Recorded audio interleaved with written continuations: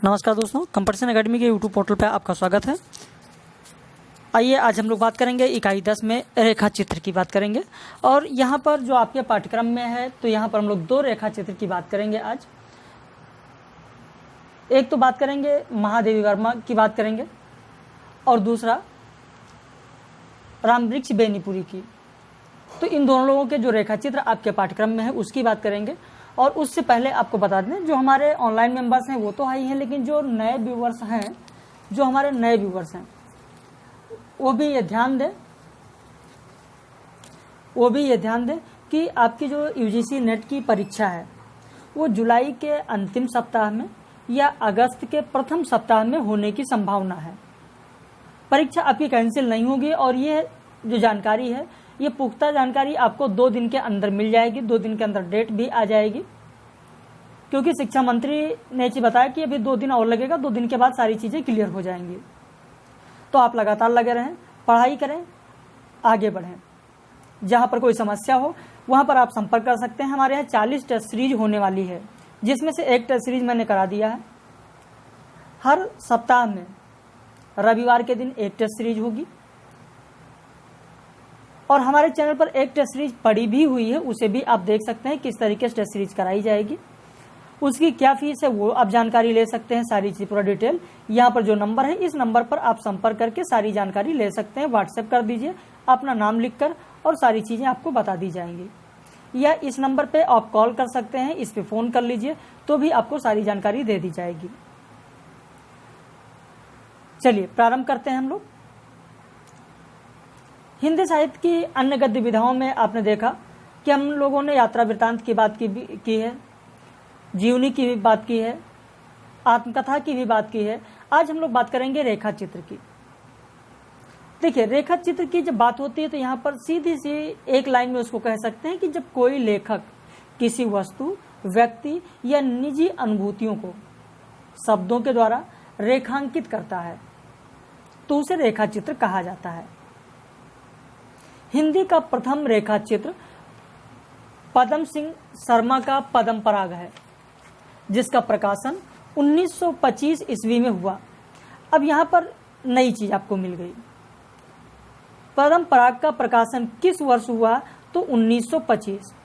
जो हमारे नए व्यूवर्स हैं, खैर उनको तो नहीं पता होगा, लेकिन जो पुराने व्यूवर्स हैं वो तो कॉपी पेन लेकर बैठते हैं। आप भी अगर नए हैं तो वीडियो को इतने पर ही रोक दें और आप कॉपी पेन उठा लें, फिर आराम से बैठकर पूरा वीडियो देखें, क्योंकि जो चीजें अलग से बताई जाती हैं पीडीएफ के अलावा, उसे भी आप लिखते चलें तो आपके लिए बहुत अच्छा होगा। आपका नोट्स भी बनता जाएगा। और जो हमारे ऑनलाइन मेंबर्स हैं वो तो कॉपी पेन लेकर बैठते हैं, डायरी लिए हैं, पूरी चीज उसका नोट्स बनाते हैं, वीडियो को अच्छे से सुनते हैं। आप भी अगर नए हैं तो वीडियो को अंत तक देखें, अच्छे से सुने और सारी चीजों को आप नोट करते चलें। पूरा पीडीएफ तो आप नहीं नोट कर पाएंगे। जो ऑनलाइन मेंबर्स हैं उन्हें पीडीएफ व्हाट्सएप पर मिल जाता है। आप भी जुड़ना चाहते हैं तो ऊपर दिए गए नंबर पर आप संपर्क कर लीजिए, आपको भी पीडीएफ मिलेगा। कंप्लीट सिलेबस का पीडीएफ, 200 वीडियो लेक्चर मिलेंगे, 40 टेस्ट सीरीज मिलेगी। इन सब के लिए कुछ फीस निर्धारित की गई है, वो सारी चीज आपको बता दी जाएगी। तो हिंदी का प्रथम रेखा चित्र पदम सिंह शर्मा कृत पद्म पराग है, जिसका प्रकाशन 1925 ईस्वी में हुआ। इस विधा को सत्यपाल और रामवृक्ष बेनीपुरी ने इसे शब्द चित्र नाम देना चाहते थे। अब यहां पर प्रश्न ये बनता है, यह प्रश्न पूछा जा सकता है कि रेखा चित्र को निम्न में से कौन शब्द चित्र नाम देना चाहते थे? तो वहां पर विकल्प में या तो सत्यपाल आपको मिलेंगे या तो रामवृक्ष बेनीपुरी। ज्यादातर संभावना यही होती है कि जो चर्चित नाम होते हैं उन्हीं के बारे में पूछा जाता है, यानी रामवृक्ष बेनीपुरी के बारे में ज्यादा संभावना बनती है अगर ऐसे प्रश्न बनते हैं तो इस विधा को यानी रेखा चित्र को सत्यपाल और रामवृक्ष बेनीपुरी शब्द चित्र नाम देना चाहते थे। और उन्होंने तर्क दिया। क्या तर्क दिया उन्होंने? तो आप उसे जरूर सुने।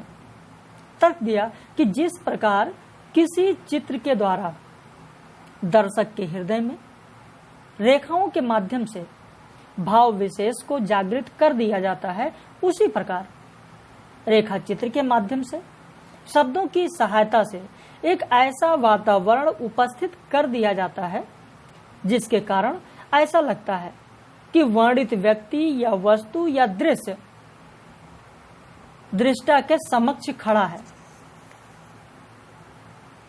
रेखा चित्र के माध्यम से आप देखेंगे इसमें यह भी कहा गया है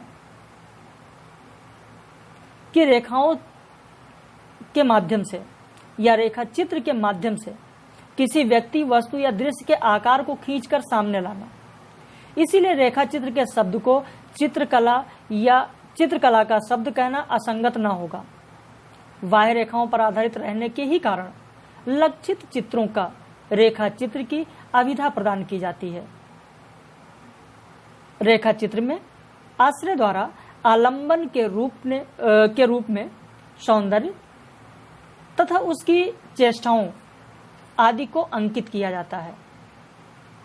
चित्रकार अपनी पेंसिल और रंगों के द्वारा किसी व्यक्ति, वस्तु या दृश्य को साकार और सजीव बना देता है। इसीलिए इसे शब्द चित्र की भी अभिधा प्रदान की जाती है। रेखा चित्र एक ऐसी रचना है जो किसी घटना या व्यक्ति को सजीव रूप प्रदान करती है। इसी पर डॉक्टर नगेंद्र ने क्या कहा है, आप डॉक्टर नगेंद्र का अगर कथन लिखना चाहें तो आप लिख सकते हैं। डॉक्टर नगेंद्र ने क्या कहा है, आइए देखते हैं। डॉक्टर नगेंद्र ने कहा कि रेखा चित्र एक ऐसी रचना के लिए प्रयुक्त होने लगा जिसमें रेखाएं हों। रेखा चित्र एक ऐसी रचना के लिए प्रयुक्त होने लगा जिसमें रेखाएं हों, कथानक का उतार चढ़ाव आदि न हो, तथ्यों का उद्घाटन मात्र हो, पूर्व आयोजन या आयोजित विकास न हो। यह कथन किसका है, तो डॉक्टर नगेंद्र का है। तो इसे भी आपको ध्यान में रखना है। ऐसे कथन दे दिया जाएगा और पूछा जाएगा निम्न कथन किसका है या उपरोक्त कथन किसका है, तो डॉक्टर नगेंद्र का है। अब कुछ लोगों के दिमाग में यह सवाल जरूर आता होगा कि कहीं ना कहीं जिस तरीके से संस्मरण होता है ठीक उसी तरीके से रेखा चित्र भी होता है।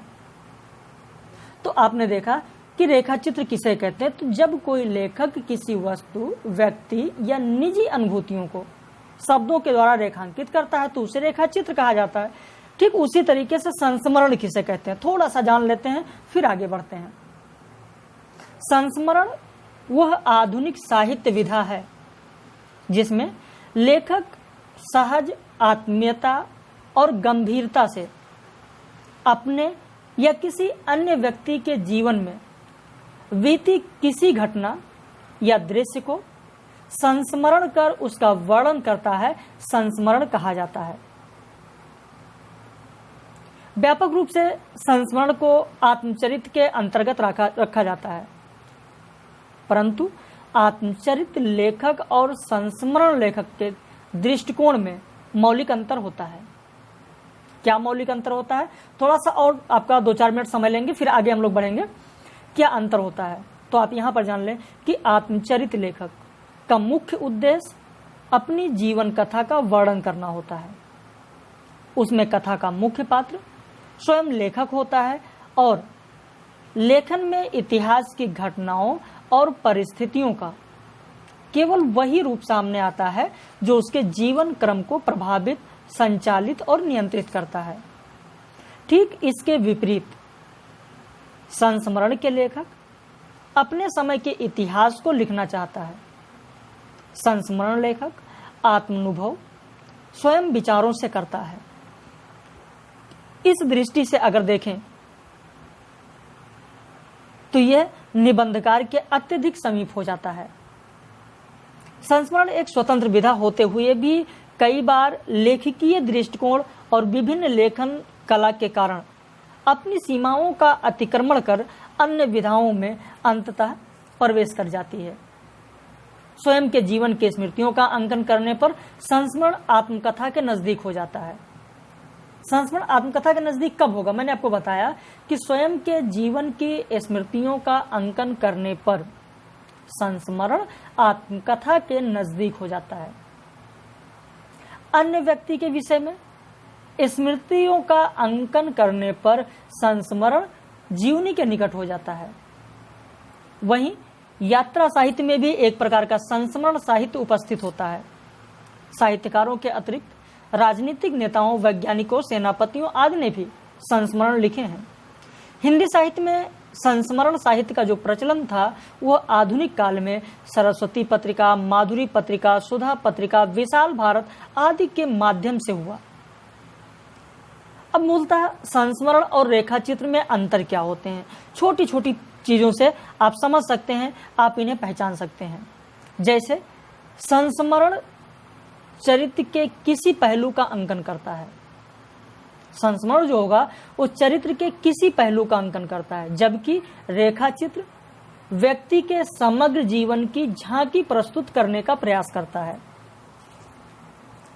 संस्मरण में स्मृति का विशेष महत्व होता है, जबकि रेखाचित्र में चित्र का विशेष महत्व होता है। संस्मरण में काल या समय का विशेष महत्व होता है, जबकि रेखाचित्र में देश या स्थान का विशेष महत्व होता है।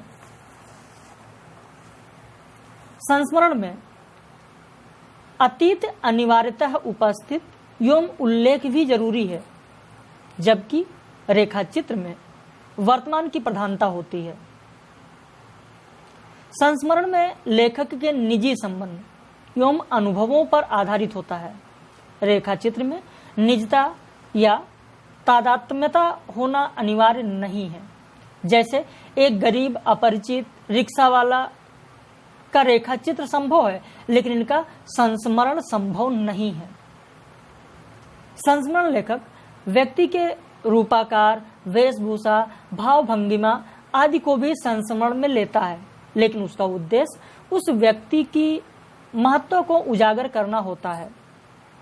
रेखाचित्र में रेखा चित्रकार का जो उद्देश्य होता है वो बाह्य रूपरेखा का शब्दांकन मात्र होता है, किंतु उस रूपांकन से ही वो चित्रित व्यक्ति या वस्तु की आंतरिक झलक प्रस्तुत कर देता है।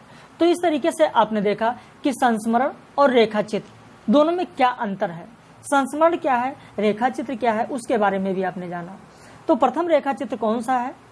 पदम सिंह शर्मा का पद्म पराग, जिसका प्रकाशन 1925 ईस्वी में हुआ। प्रमुख रेखा चित्रकार की अगर बात करें तो महादेवी वर्मा, रामवृक्ष बेनीपुरी, ये सारे लोग हैं। अब अगर महादेवी वर्मा की बात करें तो इनके रेखा चित्र इस प्रकार हैं, इनके 5 रेखा चित्र हैं। 5 कौन कौन से हैं? तो अतीत के चलचित्र, स्मृति की रेखाएं, पथ के साथी, स्मारिका और मेरा परिवार। हाँ, अब यहां पर आपको ध्यान में रखना है, क्या ध्यान में आपको रखना है? तो ध्यान में आपको यह रखना है इतनी चीजें, ये क्रमागत हैं, इन वर्षों पर आपको नहीं जाना है। कभी किसी पुस्तक में कुछ और वर्ष मिल जाएगा, किसी में 1 वर्ष पहले मिल जाएगा, किसी में 1 वर्ष बाद मिल जाएगा, तो आप वर्षों पर ना जाकर आप इनको क्रमागत ध्यान रखें। या इनके साथ किसी और रचनाकार की अगर रचनाएं दे दी गई तो यह ध्यान रखना कि उनमें कम से कम 4 से 5 वर्ष का अंतर होता है। तो कालक्रमानुसार भी अगर पूछा जाए तो भी आप अगर 41 है तो आप 40 मान सकते हैं, 42 मान सकते हैं, कोई दिक्कत नहीं, हर पुस्तकों में अलग अलग है। लेकिन अगर महादेवी वर्मा की बात करें तो इनके 5 रेखाचित्र का क्रम इस प्रकार है, यानी अतीत के चलचित्र, स्मृति की रेखाएं, पथ के साथी, स्मारिका और मेरा परिवार। आपके पाठ्यक्रम में जो ठकुरी बाबा है, ठकुरी बाबा रेखाचित्र, ऐसा प्रश्न पूछा जा सकता है कि ठकुरी बाबा रेखाचित्र किसमें संकलित है? तो यहां पर आप देखेंगे स्मृति की रेखाएं इसमें संकलित है। इस स्मृति की रेखाएं में कितने अध्याय हैं, उन सारे अध्याय की भी हम लोग अभी आगे बात करेंगे, ठकुरी बाबा की भी बात करेंगे। तो एक एक चीज आप देखते चलें, क्रम से सारी चीजों को देखते चलें और हम लोग आगे बढ़ते रहेंगे। तो आपने क्रमानुसार इनको लिख लिया होगा जो नए व्यूअर्स हैं। अब आइए अतीत के चलचित्र की बात करें। अतीत के चलचित्र, सबसे पहला रेखाचित्र। अतीत के चलचित्र में कुल 11 रेखाचित्र हैं, जिसमें रामा, विंदा, विट्टो, घीसा, आलोपी, बदलू आदि के माध्यम से गांव की नारियों, बाल विधवाओं, विमाताओं और शोषित पुरुषों के कारण चित्र प्रस्तुत किए गए हैं, के करुण चित्र प्रस्तुत किए गए हैं। वहीं स्मृति की रेखाओं की अगर बात करें तो इसमें कितने रेखाचित्र हैं? 7 रेखाचित्र हैं। अभी आगे 7 कौन कौन से हैं उनकी बात हम लोग करेंगे। फिलहाल यहाँ पर मैंने 2-3 नाम दे दिया, जैसे भक्ति, पहला आप देखेंगे पहला अध्याय है या पहला रेखाचित्र है। फिर उसके बाद में आप देखेंगे इसी में पर्वत पुत्र, इसी में देखेंगे ठकुरी बाबा जो आपके पाठ्यक्रम में है। तो ठकुरी बाबा किस रेखा चित्र में संकलित है, किस रेखा चित्र संग्रह में संकलित है? तो होगा आपका उत्तर स्मृति की रेखाएं। तो इनके माध्यम से ग्रामवासियों की सरलता, सेवा, प्रणयता, ममता और निश्चय प्रेम से के रेखा चित्र प्रस्तुत किए गए। अब ठकुरी बाबा की अगर बात करें, ठकुरी बाबा की बात करने से पहले कुछ चीजें महादेवी वर्मा के बारे में हम लोग सीख लेते हैं, कुछ जान लेते हैं। हो सकता है कभी कभी इससे अलग भी चीजें पूछी जाती हैं, और जब इससे अलग चीजें पूछी जाती हैं तो लोग फिर कहते हैं कि कैसे प्रश्न पूछ लिया गया, ये तो पाठ्यक्रम में है ही नहीं। तो इतना आपको सोचने की जरूरत नहीं है। जिस रचनाकार का नाम आपके पाठ्यक्रम में है, उनकी रचनाएं हैं, उनसे संबंधित बिल्कुल प्रश्न पूछा जा सकता है। तो वहां पर आपको ध्यान देना है ये सारी चीजें। अब आइए देखते हैं, महादेवी वर्मा जी ने सामाजिक पक्ष का भी अपने रेखा चित्र में सामाजिक पक्ष का भी व्याख्यान अपनी गद्य रचनाओं के माध्यम से किया है। जैसे अतीत के चलचित्र की अगर बात करें तो अतीत के चलचित्र में आप संस्मरणात्मक 11 रेखा चित्रों का वर्णन आपको मिलेगा। जैसा कि मैंने अभी आपको बताया, इन रेखा चित्रों में रामा, सूर, आलोपी, कुंजड़ा, बदलू, कुम्हार, लक्ष्मा, मारवाड़िन विमाता के द्वारा दी जा रही यातना से आक्रांत है। परित्यक्ता, साविया, भंगीन, घीसा, विधवा माँ और वैश्या पुत्री हैं। ये सभी पात्र समाज के कठोर श्रृंखलाओं में बंधी हुई सिसकती रहती हैं।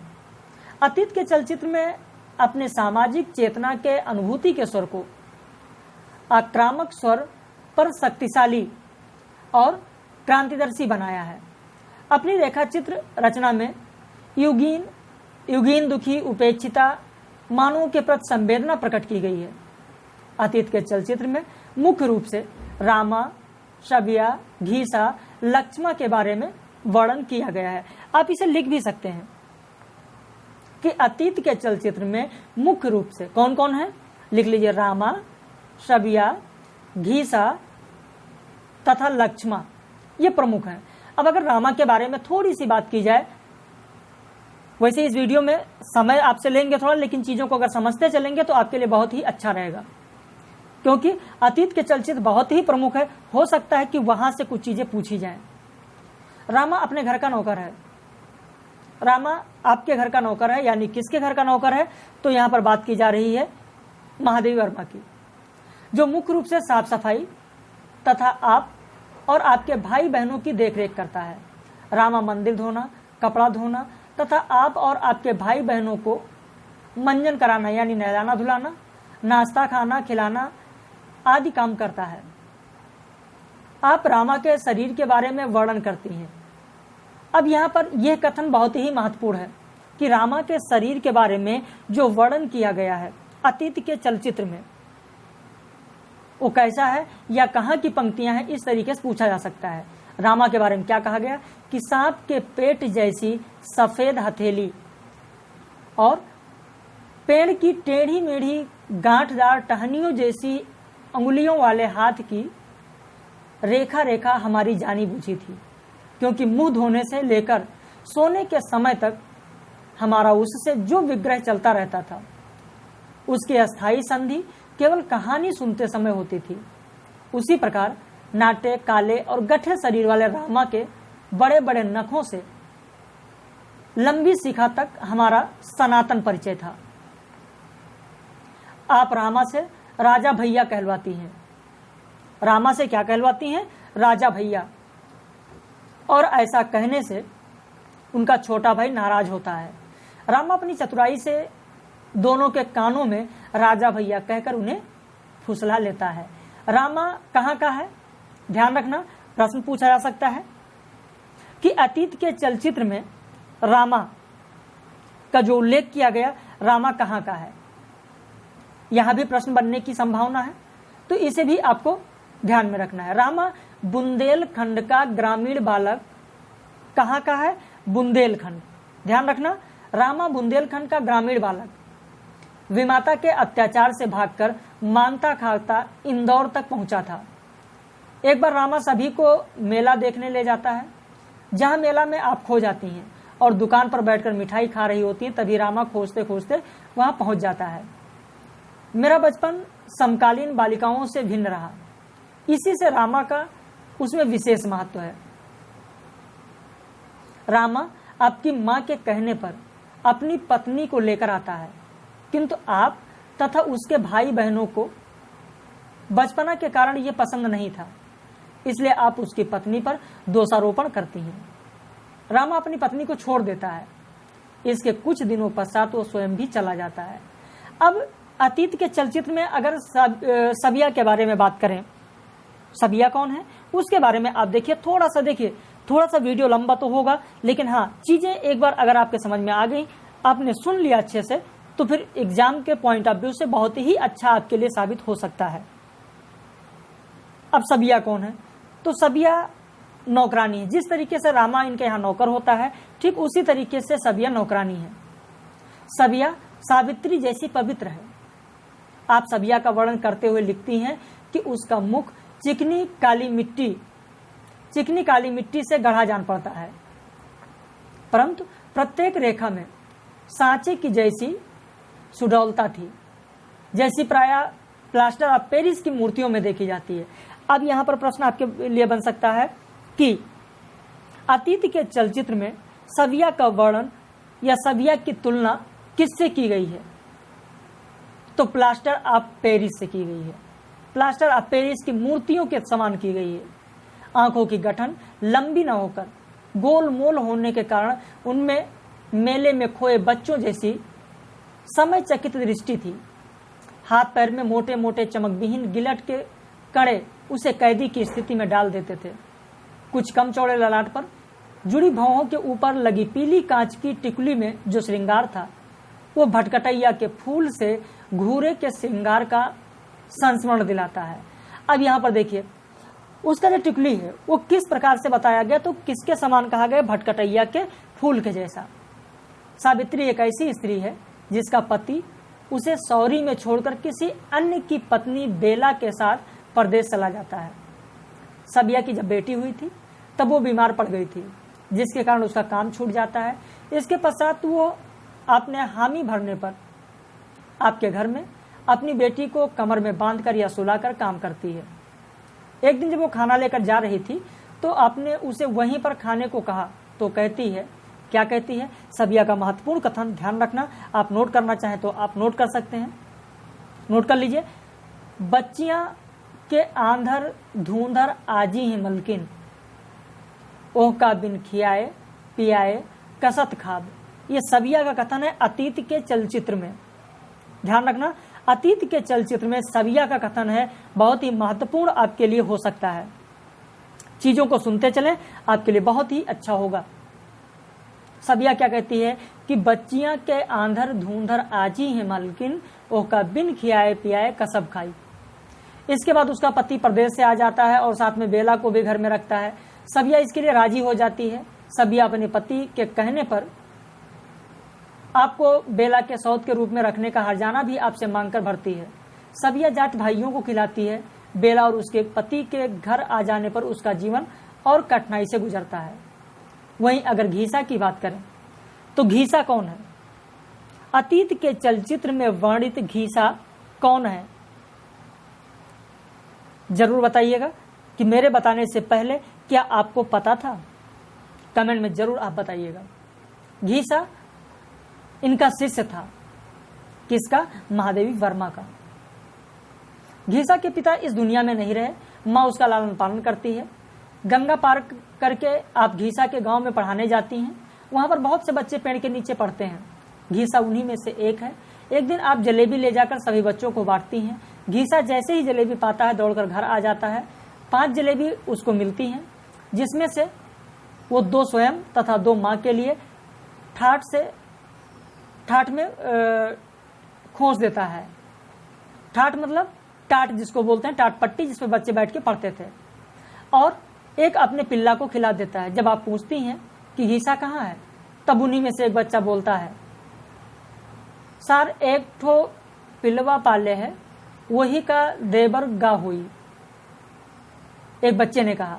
जब वो लौटकर आता है तब आप द्वारा जलेबी और लेने के लिए पूछने पर कहता है, गुरु साहब पिलवा एक पाया है उसी को दे दिए हैं, पिलवा घीसा का कुत्ता है। घीसा अपना कुर्ता देकर आपके लिए तरबूज गांव से थोड़ा सा कटवा कर चीख कर लाता है। उसकी ममता को देखकर आप तरबूज स्वीकार कर लेती हैं। कुछ दिन बाद आपके द्वारा पता लगाए जाने पर वो गांव में नहीं होता है और उसकी मृत्यु हो जाती है। अब अगर लक्ष्मा की बात करें तो लक्ष्मा ऐसी उत्पीड़ित नारी है जिसकी शादी तो होती है परंतु उसका पति कम बुद्धि का होता है, जिससे उसके ससुराल में जेठ जेठानियों द्वारा खूब प्रताड़ित किया जाता है। एक बार वो ससुराल में खूब मारपीट करी, मरी समझकर मारा गया उसको, फिर उसको मरी समझकर जंगल में फेंक दिया जाता है। फिर होश में आने पर वो अपने मायके आ जाती है। लक्ष्मा मायके में ही रहने लगती है तथा ससुराल कभी न जाने का प्रण कर लेती है। तो यहां पर आप देख रहे हैं इस तरीके से यहां पर वर्णन किया गया है। अब आइए हम लोग आगे बढ़ते हैं थोड़ा सा, क्योंकि यहां पर फिर आप कहेंगे कि बहुत ज्यादा समय लिया जा रहा है, तो बहुत ज्यादा समय न लेकर आइए हम लोग थोड़ा आगे बढ़ते हैं। ठकुरी बाबा पर बात आती है। ठकुरी बाबा जो रेखा चित्र है, इस रेखा चित्र में ठकुरी बाबा का जो स्नेह है, ठकुरी बाबा का स्नेह भी आपको प्राप्त हुआ। ठकुरी बाबा से मुलाकात आपको कल्पवास के दौरान हुई थी या कल्पवास में हुई थी। ठकुरी बाबा धार्मिक प्रवृत्ति से ओतप्रोत परम सज्जन व्यक्ति थे। और यहां पर आप देखेंगे कि यहां पर जो भक्तिन है वो भक्तिन क्या कहती हैं, इसके बारे में आइए थोड़ा सा जान लेते हैं। का ई विद्या का कौन इम्तिहान नाहिन बा, ये भक्तिन कह रही हैं किससे? ठकुरी बाबा से। होत तो हमहू बढ़ोती माँ एक ठो सर्टिफिकेट पाई जाई, और का अपनी कर्तव्य परायणता के लिए सर्टिफिकेट न पा सकने पर भी भक्तिन उसका महत्व जानती हैं। इसी कारण साधारण सी बीमारी में भी चिंतित हो उठती हैं और कहती हैं, किसका कथन है? भक्तिन का। ध्यान रखना, इसे भी आपको ध्यान रखना है। हम मर जाब तो इनकर का होई, कौन बनाई खियाई, कौन इन पर अजायब घर देखी सुनी, कौन इनकर अजायब घर देखी सुनी। इसलिए अजायब घर इसलिए कहा गया कि कई विभिन्न सारी चिड़िया और जानवर भी पले हुए थे यहाँ पर। संक्रांति के एक दिन पहले संध्या के समय मौसम खराब होता है, भारी बारिश होने वाली है। तभी एक परिवार भक्तिन के बरामदे में आकर पहुंचता है। उस परिवार का वृद्ध व्यक्ति भक्तिन से कहता है, क्या कहता है? वृद्ध व्यक्ति का भी कथन ध्यान रखना, यह भी आपके लिए महत्वपूर्ण हो सकता है कि बिटिया रानी का हम परदेसिन का ठारे न दे, बड़ी दूर से पाए प्यादे चले आए थे, ये तो रैन बसेरा है, भोर भयो उठ जान रे। ये पंक्ति आपके लिए बहुत ही महत्वपूर्ण है, भोर भयो उठ जान रे, उठ जाना रे। ये ध्यान रखना किसका कथन है या किस ग्रंथ में लिया गया है या किस रेखा चित्र से लिया गया है, तो इसे आपको ध्यान रखना है। का झूठ कहते हैं, अब तो बूढ़ बाढ़ मनई है, हम तो बूढ़ बाढ़ मनई हैं। ऊपर समुंदर कूप के महाराज ठहरे, बड़े कहत रहे, वहां चढ़े उतरत की सांसत रही। नीचे कौनो टपरी माँ तिल ढरे का ठिकाना नाहिन बा, अब दिया बाती की बिरिया कहाँ जाई कसत करी। तो ये लोग अपना डेरा मेरे बरामदे में जमा लिए थे। इन लोगों के रहन सहन, वेशभूषा, पहनावा आदि सब देखकर भक्तिन ने विस्मय से कहा, क्या कहा भक्तिन ने? भक्तिन का कथन सुनिए। अरे मोरे बपई, सगर मेला तो यही सिकिल आवा है, अभी अजायबघर छाड़ के दूसरा मेला को देखे जाई। जो परिवार भक्तिन के बरामदे में है उसमें ठाकुरी बाबा, उनकी मौसी, अंधा दामाद और बेटी हैं। ये परिवार हर वर्ष माघ मेला के अवसर पर गंगा तीर कल्पवास करके पुण्य पर्व मनाता है। ठाकुरी बाबा कौन थे? ध्यान रखना, जो इनके बरामदे में लोग आकर भक्त लोग ठहरते हैं उन्हीं में एक ठाकुरी बाबा है। तो इस परिवार में कौन कौन है? ठाकुरी बाबा, उनकी मौसी, अंधा दामाद और बेटी। ये लोग कहाँ आए हैं? तो यह परिवार हर वर्ष माघ मेले के अवसर पर गंगा तीर कल्पवास करके पुण्य पर्व मनाता है। ठकुरी बाबा विनिमय व्यापार भी करते हैं, अर्थात वस्तु के बदले वस्तु लोगों को देते हैं। इसमें एक सहुआइन है, एक वृद्धा ठकुराइन है, एक विधुर काछी है और एक ब्राह्मण दंपति है। ठकुरी बाबा कृष्ण की भक्ति में कीर्तन करने लगे। ठकुरी बाबा का गांव कहाँ है, ध्यान रखना, तो सैदपुर से 33 मील दूर पर है। तो यहां पर आपने देखा ठकुरी बाबा के बारे में जो महत्वपूर्ण पॉइंट है वो मैंने ले लिया। बाकी ठकुरी बाबा का पीडीएफ भी आपको मिल जाएगा। अभी वीडियो के बाद ठकुरी बाबा का पूरा पीडीएफ यानी स्मृति की रेखाएं आपको भेज देंगे। उसी में 5वां अध्याय आपको मिल जाएगा ठकुरी बाबा का। अब अगर पथ के साथी की बात करें तो पथ के साथी में महादेवी वर्मा ने समकालीन साहित्यकारों के रेखाचित्र को प्रस्तुत किया, जैसे रविंद्र ठाकुर, मैथिली शरण गुप्त, जयशंकर प्रसाद, सूर्यकांत त्रिपाठी निराला, सुमित्रा नंदन पंत, सुभद्रा कुमारी चौहान, सियाराम शरण गुप्त। अब यहां पर आपको ध्यान रखना है, पथ के साथी में किन साहित्यकारों के रेखाचित्र को प्रस्तुत किया गया है, या पथ के साथी में निम्न में से किस साहित्यकार का रेखाचित्र नहीं है। तो जिनके है उनको आप ध्यान में रखें तो आपको पता हो जाएगा कि कौन नहीं है। 7 हैं, कुल 7। रविंद्र ठाकुर, मैथिली शरण गुप्त, जयशंकर प्रसाद, सूर्यकांत त्रिपाठी निराला, सुमित्रा नंदन पंत, सुभद्रा कुमारी चौहान और सियाराम शरण गुप्त। तो इनको आपको ध्यान में रखना है। ये किसमें संकलित है, तो पथ के साथी में। या कभी कभी ऐसे भी प्रश्न पूछ लिया जाता है कि निम्न में से किस रेखाचित्र संग्रह में समकालीन साहित्यकारों का रेखाचित्र संकलित है, ऐसे भी प्रश्न पूछा जा सकता है। तो आपका उत्तर होगा पथ के साथी। पथ के साथी में कौन कौन है, 7 हैं। 7 के नाम आपके सामने हैं, तो ये भी आपके लिए बहुत ही महत्वपूर्ण हो सकता है। अब रही बात मेरा परिवार। मेरा परिवार रेखाचित्र की बात करें तो इसमें महादेवी वर्मा ने 7 रेखाचित्र लिखे हैं, जो मोर, गिलहरी के छोटे बच्चे, हरिण, शावक, खरगोश, गाय आदि पशुओं के जीवन से संबंध है। यह भी आपके लिए महत्वपूर्ण है कि मेरा परिवार में महादेवी वर्मा के कौन से रेखाचित्र संकलित हैं। या ऐसे प्रश्न पूछा जा सकता है कि मोर, गिलहरी, हरिण, शावक, खरगोश आदि के जीवन से संबद्ध रेखाचित्र किस रेखाचित्र संग्रह में संकलित है, तो मेरा परिवार। स्मारिका रेखाचित्र संग्रह में 4 रेखाचित्र हैं। कौन कौन, ये भी आपके लिए महत्वपूर्ण है। स्मारिका रेखाचित्र संग्रह में 4 रेखाचित्र हैं। 4 कौन कौन से हैं, तो यह आप देखें। पूर्ण स्मरण गांधी जी पर लिखा, संत राजर्ष पुरुषोत्तम दास टंडन पर लिखा गया, जवाहर भाई जवाहरलाल नेहरू पर लिखा गया, राजेंद्र बाबू राजेंद्र प्रसाद पर लिखा गया। अब यहाँ पर आपके पास जो 4 हैं, इन 4 को ध्यान में रखना है। कौन सम्मिलित है या कौन सम्मिलित नहीं है, ऐसे पूछा जा सकता है। या जवाहरलाल नेहरू का रेखाचित्र किस में संकलित है, तो स्मारिका रेखाचित्र में संकलित है। या ऐसे भी प्रश्न पूछा जा सकता है कि पूर्ण संस्मरण नामक रेखाचित्र किसका है, किसके जीवन पर आधारित है। तो यहाँ तो ये सबका आप बता ही देंगे, लेकिन अब विकल्प में ऐसे दे दिए जाए, ये 4 विकल्प होंगे और पूर्ण स्मरण लिखा होगा। तो पूर्ण स्मरण रेखाचित्र गांधी जी के जीवन पर आधारित है या गांधी जी पर आधारित है।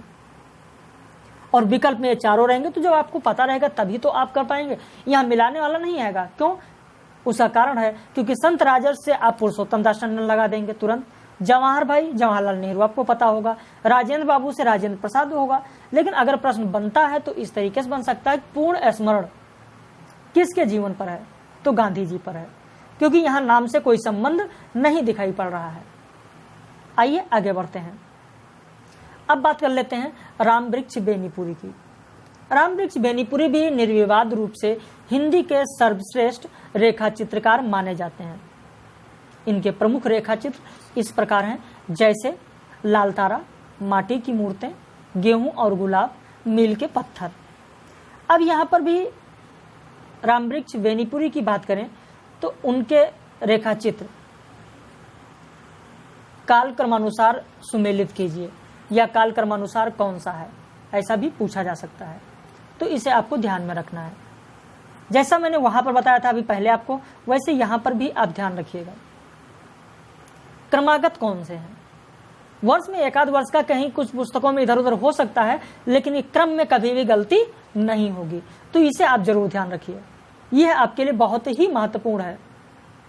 लाल तारा, माटी की मूर्तें, गेहूं और गुलाब, मील के पत्थर। माटी की मूर्तें संग्रह में इन्हें विशेष ख्याति मिली। इस संग्रह में इन्होंने समाज के उपेक्षित पात्रों को गढ़कर नायक का दर्जा दे दिया। इस संग्रह में रजिया नामक रेखा चित्र के माध्यम से निम्न वर्ग की एक बालिका को जीवंत कर दिया। इस संग्रह के अन्य रेखा चित्र इस प्रकार हैं, जैसे बलदेव सिंह, मंगर, बाल गोविंद भगत, बुधिया, सरजू भैया आदि। इस रेखा चित्र की श्रेष्ठता का अनुमान मैथिली शरण गुप्त के इस कथन से लगाया जा सकता है। मैथिली शरण गुप्त का यह कथन भी आपके लिए बहुत ही महत्वपूर्ण हो सकता है परीक्षा की दृष्टि से, इसे आप ध्यान रखिएगा। या जो नए व्यूवर्स हैं वो इसे नोट कर सकते हैं, जो पुराने व्यूवर्स हैं या ऑनलाइन हमारे मेंबर्स उन्हें नोट करने की जरूरत नहीं है, क्योंकि अभी आपको वीडियो के बाद PDF मिल जाएगा। तो मैथिली शरण गुप्त ने क्या कहा? लोग माटी की मूर्तें बनाकर सोने के भाव बेचते हैं, पर बेनीपुरी सोने की मूर्तें बनाकर माटी के भाव बेचते हैं। किसका कथन है? मैथिली शरण गुप्त का। इसे आप ध्यान रखिएगा, बहुत ही महत्वपूर्ण आपके लिए हो सकता है। लाल तारा बेनीपुरी का बौद्धिकता प्रधान रेखाचित्र संग्रह है। इस संग्रह में हलवाहा, हंसिया और हथौड़ा, कुदाल, डुगडुगी, जिंदाबाद, रेलगाड़ी आदि का रेखांकन किया गया है। गेहूं और गुलाब रेखाचित्र संग्रह के अधिकांश रेखाचित्र प्रतीकात्मक हैं, जैसे गेहूं और गुलाब, चरवाहा, मीरा नाचिरे, घास वाली आदि इस रेखाचित्र में संग्रहित हैं।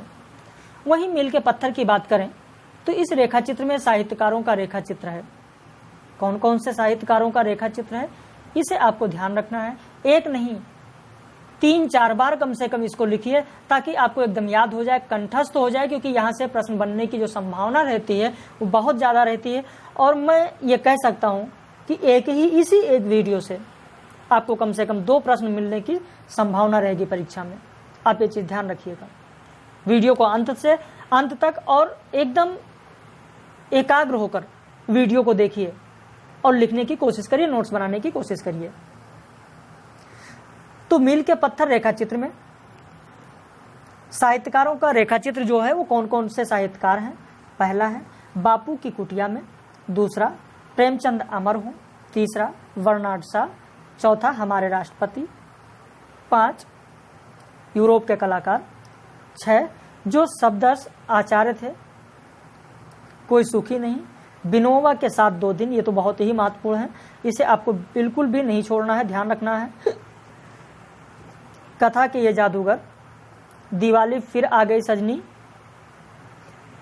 रोटी और शराब, एक भारतीय आत्मा, भूख और कला, एक साहित्यिक सत्य, कोई हंसना इनसे सीखे।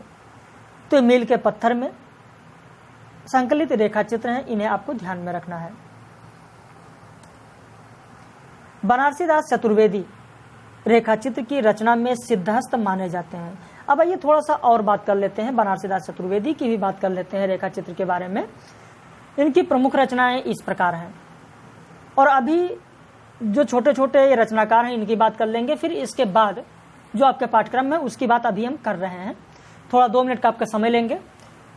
इनकी प्रमुख रचनाएं कौन कौन सी हैं वो आप देख लें, जैसे राष्ट्रभाषा, कवि रत्न, सत्यनारायण जी की पत्नी, संस्मरण रेखाचित्र, फिजी द्वीप में मेरे 21 वर्ष, प्रवासी भारतवासी, केशव चंद्र सेन, फिजी की समस्या, फिजी में भारतीय, हमारे आराध्य, सेतुबंध, साहित्य और जीवन। कुछ इतिहासकारों ने मर्यादा में प्रकाशित बनारसी दास के औरंगजेब शीर्षक रेखाचित्र को हिंदी का प्रथम रेखाचित्र माना है, लेकिन ऐसा नहीं है, मैंने आपको पहले ही बता दिया है। मर्यादा पत्रिका नवंबर 1910 में अभ्युदय प्रेस प्रयाग से प्रकाशित हुई, जो मदन मोहन मालवीय के प्रयासों का प्रतिफल था। अब यहाँ पर आपको मैंने इसलिए यहाँ पर यह दे दिया है कि मर्यादा के बारे में आपको जानना कि जो मर्यादा पत्रिका थी ये कहाँ से प्रकाशित होती थी। तो प्रयाग से प्रकाशित होती थी। इसका प्रारंभ कब हुआ? तो 1910 में। किसके प्रयास से प्रकाशित होना शुरू हुई?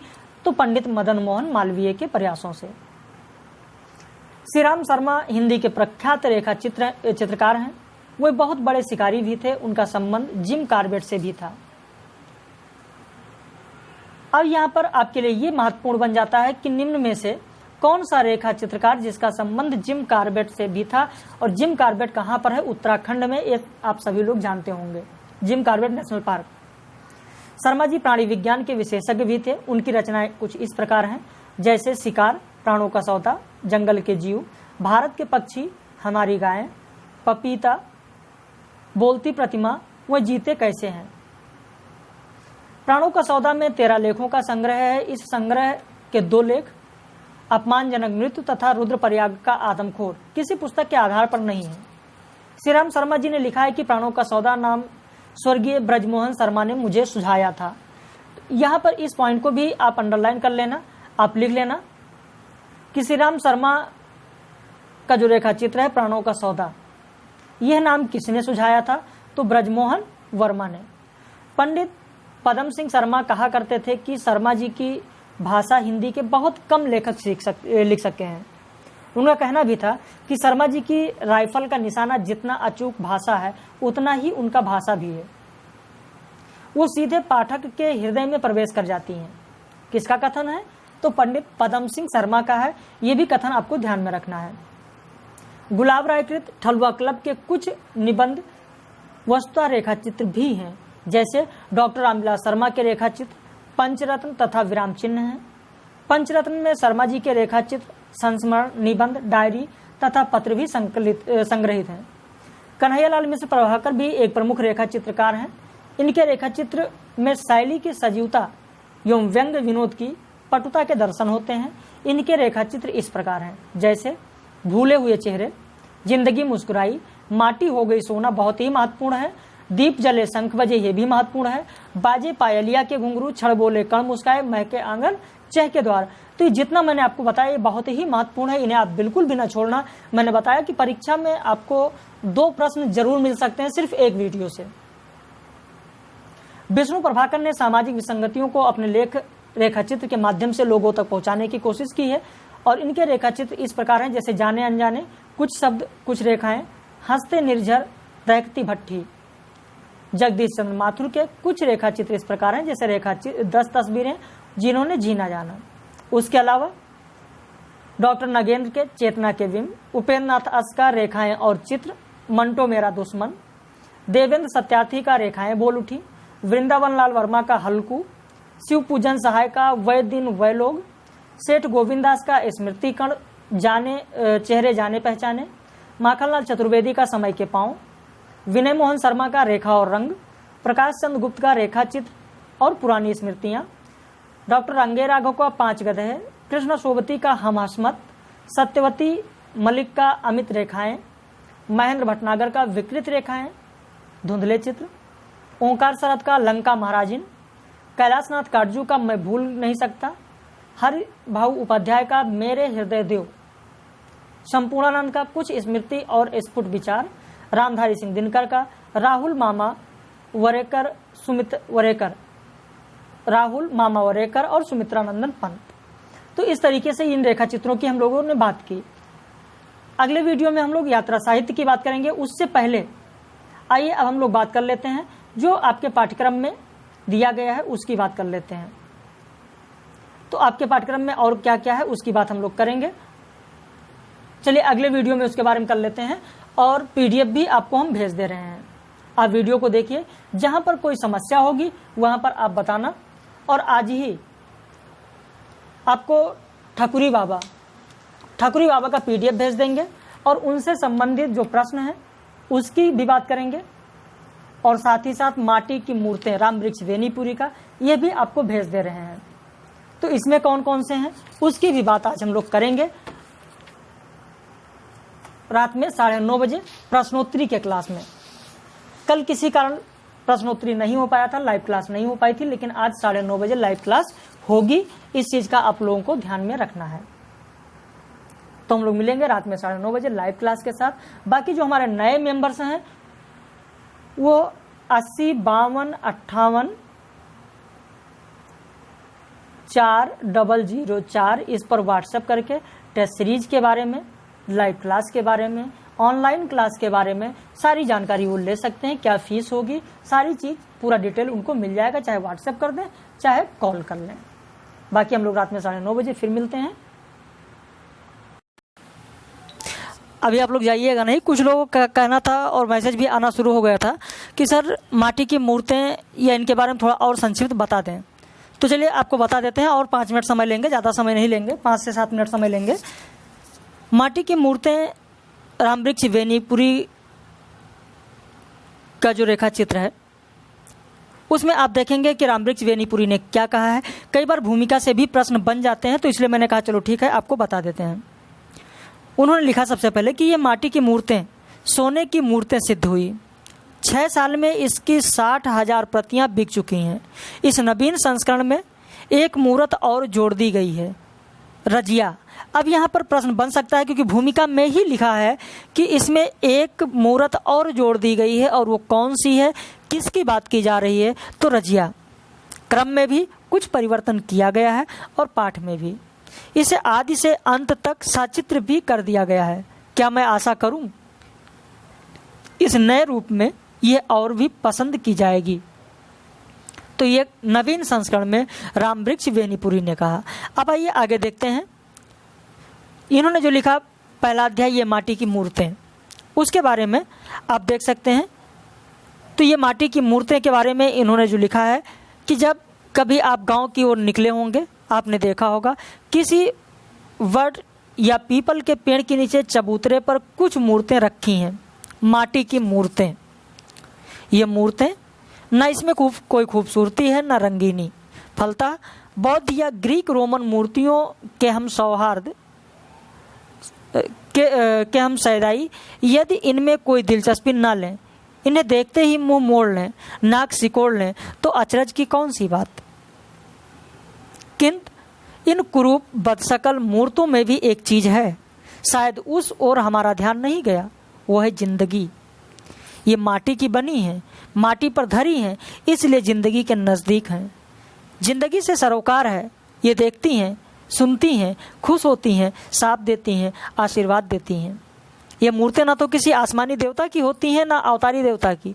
गांव के ही किसी साधारण व्यक्ति मिट्टी के पुतले ने किसी असाधारण अलौकिक धर्म के कारण एक दिन देवत्व प्राप्त कर दिया, देवता में गिना जाने लगा और गांव के व्यक्ति के सुख दुख का दृष्टा बन गया। मिट्टी के उन पुतलों की ये माटी की मूर्तें, हाँ, ये देखती हैं, सुनती हैं, खुश होती हैं, नाराज होती हैं। खुश हुई संतान मिली, अच्छी फसल मिली, यात्रा में सुख मिला, मुकदमे में जीत मिली। इनकी नाराजगी, बीमार पड़ गए, महामारी फैल गई, फसल पर ओले गिर गए, घर में आग लग गई। ये जिंदगी के नज़दीक ही नहीं है, जिंदगी में समाई हुई हैं। इसलिए जिंदगी के हर पुजारी का सिर इनके नज़दीक आप ही झुक जाता है या झुका है। बौद्ध और ग्रीक रोमन मूर्तियाँ दर्शनीय हैं, वंदनीय हैं, तो माटी की ये मूर्तें भी उपेक्षणीय नहीं। आपसे हमारा निवेदन सिर्फ इतना है। आपने राजा रानी की कहानियाँ पढ़ी हैं, ऋषि मुनि की कथाएं बाँची हैं, नायकों और नेताओं की जीवनियों का अध्ययन किया है। ये कहानियाँ, ये कथाएं, ये जीवनियाँ कैसी मनोरंजक, कैसी प्रोज्वल, कैसी उत्साहवर्धक। हमें दिन दिन इनका अध्ययन, मनन, अनुशीलन करना ही चाहिए। तो इस तरीके से आप देखेंगे ये माटी की मूर्तें, तो इनको आप जरूर पढ़ लीजिएगा। ये PDF मैं आपको भेज दे रहा हूँ, और इसमें आप देखेंगे रजिया के बारे में बताया गया। पहला ही अध्याय रजिया के बारे में है, और रजिया के बाद आप देखेंगे दूसरा अध्याय जो आपको मिलेगा। दूसरा अध्याय अभी मैं आपको दिखा रहा हूँ। यहाँ पर ये सारे अध्याय मैंने इस PDF में दे दिया है ताकि आप इसे पढ़ सकें। ये देखिए पूरा माटी की मूर्तें में जितने भी अध्याय हैं ये पूरा दे दिया गया है।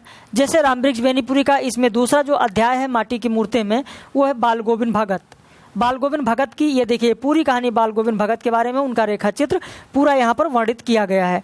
तो इसे आप अच्छी तरीके से देख लें। अंत में क्या कहा गया है, तो श्री शंभू दयाल सक्सेना द्वारा रचित एक प्रभाती के बारे में जो पंक्तियां लिखी गई हैं, ये भी पंक्तियां आपको ध्यान में रखना है। साथ ही साथ अगर बात करें हम लोग महादेवी वर्मा की, तो महादेवी वर्मा की जो ठकुरी बाबा आप में है स्मृति की रेखाएं, स्मृति की रेखाओं में मैंने बताया था 7 अध्याय है। 7 अध्याय कौन कौन से हैं, इन अध्याय को भी आप ध्यान रख लें। भक्तिन, चीनी फेरी वाला, जंग बहादुर, मुन्नू, ठकुरी बाबा, बिंबिया और गुंगिया, तो ये भी मैंने दे दिया है, इसे भी आप देख लेना। पूरा आपके पास PDF जा रहा है, कोई परेशान होने की ज़रूरत आपको नहीं है। तो यही मेरा कहना था, इसीलिए कुछ लोगों ने कहा था तो मैंने कहा चलो ठीक है आपको बता देते हैं। ठीक है, रात में 9:30 बजे लाइव क्लास में हम लोग मिलेंगे।